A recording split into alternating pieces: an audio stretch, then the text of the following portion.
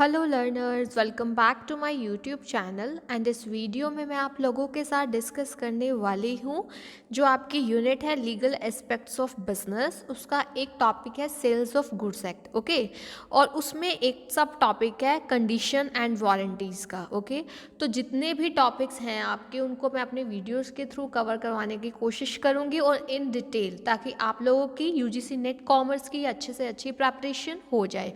और साथ ही साथ एमसीक्यूज़ की भी सीरीज़ चल रही है नेट कॉमर्स के लिए, जिसमें 75 लेक्चर्स हो चुके हैं और उनकी प्लेलिस्ट का लिंक मैंने डिस्क्रिप्शन बॉक्स में प्रोवाइड किया है, तो आप वहां क्लिक करके देख सकते हो, ठीक है। और अगर अभी तक आप लोगों ने इस यूट्यूब चैनल को सब्सक्राइब नहीं किया है देन यू कैन सब्सक्राइब और बेल आइकन को प्रेस कर सकते हो, ताकि आपको मेरे अपकमिंग वीडियोस का टाइमली नोटिफिकेशन मिल सके। तो हम स्टार्ट करते हैं इसे। इम्प्लाइड कंडीशंस को समझते हैं क्या होता है।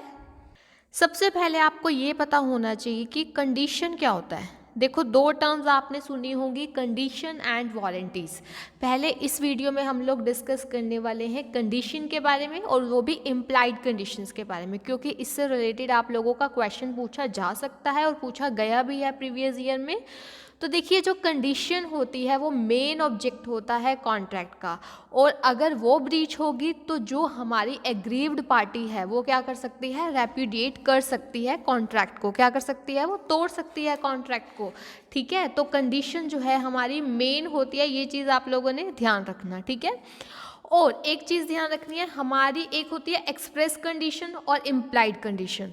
तो एक्सप्रेस तो आपको पता है, जब at the time of making contract specifically parties आपस में डिसाइड करती हैं कि ये कंडीशन होनी चाहिए।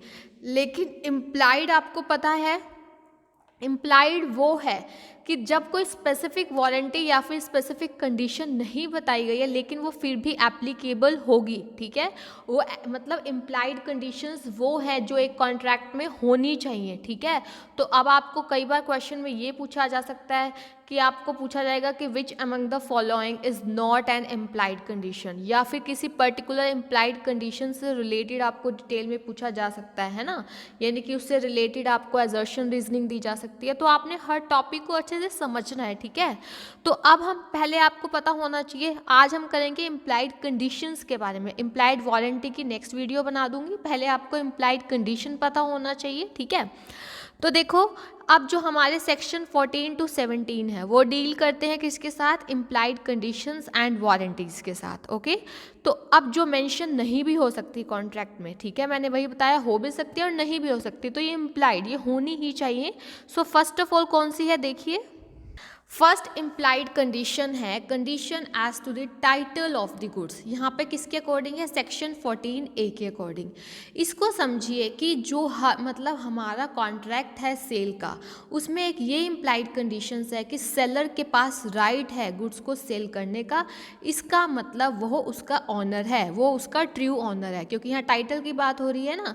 देखो, से अगर जो सेलर है, अब वो क्या होना चाहिए, उसके पास जो है राइट होना चाहिए, और ये तभी होगा जब वो ट्रू ऑनर होगा, ठीक है। और या फिर उसके पास वही टाइटल होना चाहिए, ठीक है। और कई बार जो है एजेंट भी होता है उसकी तरफ से, एजेंट को भी राइट होता है, ये चीज़ ध्यान रखनी है, ठीक है। तो अगर जो हमारा सेलर है उसका ऑन टाइटल, मतलब वो जो है जिस गुड्स को वो सेल कर रहा है वो उसका रियल ऑनर नहीं है, तो और वो उनको बायर को सेल कर देता है, तो ये ब्रीच ऑफ कंडीशन माना जाएगा, ठीक है। तो इस केस में जो हमारा बायर है वो सेलर को गुड्स को रिटर्न कर सकता है और अपना मनी वापस ले सकता है, ठीक है। यानी कि सिंपल सी बात है, अगर हम बात करें कंडीशन एज टू टाइटल की सिंपल लैंग्वेज में, कि सेलर के पास जो है प्रॉपर उसका ट्रू ऑनर वो होना चाहिए। अगर ऐसा नहीं करता है तो वो ब्रीच कर रहा है इस कंडीशन का। कौन सी कंडीशन, एज टू टाइटल का वो ब्रीच कर रहा है। और तो बायर है, उसके पास राइट है, वो इस कॉन्ट्रैक्ट को रेप्यूडिएट, तोड़ सकता है और उसको मतलब पैसे अपने वापस ले सकता है, ठीक है। इसमें क्या था आपका ना, इसमें केस है, आपको पता होना चाहिए किसका था, रोलैंड वर्सेस डिवाल, ठीक है, ये इनका केस था। इसमें क्या था कि मान लो एक ने ना मतलब एक पर्सन ने कार को चोरी किया और उसको बी को सेल कर दिया। अब यहाँ पे चोरी किया, ध्यान रखना उसने, यानी कि वो खुद उसका ट्रू ऑनर नहीं है। और कुछ दिनों बाद क्या हुआ कि बी को वो कार जो है रिटर्न करनी पड़ी इसके एक्चुअल ओनर को, ठीक है। अब देखो बी ने क्या किया, बी यहाँ पे बायर है, ए सेलर है, तो बी ने केस फाइल कर दिया और कोर्ट ने जो है ए को बोला कि आपको वो पैसे जो है मतलब जो आपने उससे लिए हैं कार के बदले वो पैसे देने पड़ेंगे वापस, ठीक है। तो यही चीज़ ध्यान रखनी है कि उसके पास टाइटल नहीं था, उसने चोरी की थी, तो उसने ब्रीच किया है कौन सी कंडीशन का, condition as to the title of the goods, okay. उसके बाद आता है sale by description. Sale by description का मतलब जब भी आप गुड्स को सेल करेंगे बाय डिस्क्रिप्शन तो इम्प्लाइड कंडीशन यही है कि गुड्स जो है कंफर्म होंगी अकॉर्डिंग टू द डिस्क्रिप्शन जैसे बताया गया है। और सेक्शन आपको पता होना चाहिए, पूछा जा सकता है आपसे मैच द फॉलोइंग में। सेक्शन 15 की इम्प्लाइड कंडीशन है सेल बाय डिस्क्रिप्शन। और इसके रिगार्डिंग एक फेमस कोट भी है इसमें, if you make a contract to sell peas, ठीक है, if you make a contract to sell peas you can not pass on beans, ठीक है। मतलब आपने पीस को सेल करने का कॉन्ट्रैक्ट किया, डिस्क्राइब किया, लेकिन आप बीन्स को नहीं सेल कर सकते। और अब आप ये भी नहीं एक्सपेक्ट कर सकते कि सामने वाली पार्टी इसको एक्सेप्ट करेगी, ये चीज़ ध्यान रखनी है, ठीक है। इसमें क्या था कि एक आप इसका एग्जाम्पल समझिए कि ए ने प्रॉमिस किया कि वो बी को मशीन मतलब सेल करेगा जो कि बी ने देखी नहीं थी, और ए ने बोल दिया कि जो मशीन है वो 1 साल पुरानी है, ठीक है, और बहुत कम यूज़ की गई है। तो जब मतलब उसने क्या डिस्क्राइब किया कि वो 1 साल पुरानी है और वो काफ़ी कम यूज़ की गई, यानी कि वो अच्छी कंडीशन में है। लेकिन मशीन को देखा कि उसका डिस्क्रिप्शन बिल्कुल भी जैसा डिस्क्रिप्शन बताया गया था वैसी नहीं थी, जो मशीन थी वो बहुत ज़्यादा पुरानी थी, ठीक है। अब यहाँ पर क्या हुआ कि मशीन उसके डिस्क्रिप्शन से मैच नहीं करती थी, तो ए के पास राइट है कि उसने जो प्राइस पे किया था मशीन के लिए वो उसको वापस मिल सके, ठीक है। तो सेल बाय डिस्क्रिप्शन। अभी इससे पहले कौन सी की, sale as to the title of the goods. अब हमने कौन सा किया है, सेल बाय डिस्क्रिप्शन। उसके बाद है हमारा condition as to the quality और फिटनेस, ठीक है। इसका सेक्शन कौन सा है, सेक्शन 16, ओके, इसका 1 पार्ट। तो ये कंडीशन क्या है, एज टू द क्वालिटी और फिटनेस। इसमें क्या होता है, वैसे तो हमारा कौन सा डॉक्ट्राइन एप्लीकेबल होता है, डॉक्ट्राइन ऑफ कैवेट एम्प्टर। कैवेट एम्प्टर मतलब बायर बिवेयर, यानी कि जो हमारा बायर है उसको बिवेयर रहना चाहिए, केयरफुल रहना चाहिए। जब भी वो चीज़ को परचेज करेगा उसको प्रॉपर क्वालिटी और फिटनेस जो है वो देखनी चाहिए, ठीक है। उसके पास पूरा राइट होता है चीज़ों को देखने का, उसको देखनी चाहिए कि जो क्वालिटी वो खरीदना चाहता है वो है या नहीं है, ठीक है।